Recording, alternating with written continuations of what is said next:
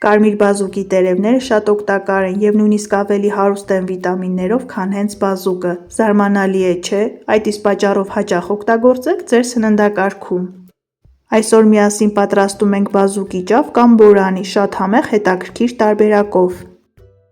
Բարեկամներ, եթե չգիտեք, հայկական խոհանոցում բոլոր տապակված կանաչիները, որոնք մատուցվում են ավանդական սխտոր մածունով, կոչվում են բորանի։ Որպեսզի առավելագույն ձևով պահպանենք տերևների մեջ գտնվող բջջանյութը, վիտամինները, ցողունը և տերևները առանձնացնում ենք, այնուհետև մարացնում։ Եղման ջրի մեջ աղ ենք ավելացնում, լցնում ենք ցողունային հատվածը, խաշում ենք 4-ից 5 րոպե, այնուհետև ավելացնում ենք տերևային զանգվածը, միասին եփում ենք ևս 2 րոպե։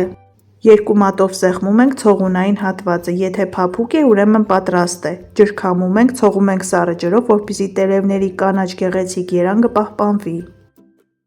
Վերցնում ենք մի քանի հատ հավկի, տշճաշակի համեմում ենք աղով և սև պղպեղով և մի լավ հարում ենք։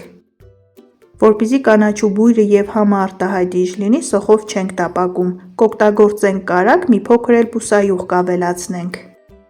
Նախ ավելացնում ենք հարած հավկիթները, ծածկում ենք կափարիչով, սպասում ենք 30-ից 40 վայրկյան, այնուհետև խառնում ենք և ավելացնում ենք խաշած կանաչին։ Ստացվում է, որ կիսաեպ ձվածեղի վրա ավելացնում ենք բազուկի ճավը և խառնում ենք, սա մի տարբերակ է, որով կարելի է պատրաստել ցանկացած կանաչի, արդյունքը գերազանց է։ Ծածկում ենք կափարիչով, սպասում ենք 1-2 րոպե, այնուհետև մատուցում ենք։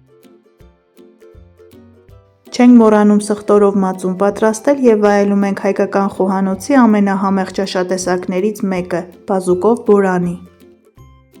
Դե ինչ բարեկամներ, այսօր էլ այսքանը, պատրաստեք սիրով, սնվեք առողջ և եղեք առողջ, առայժմ։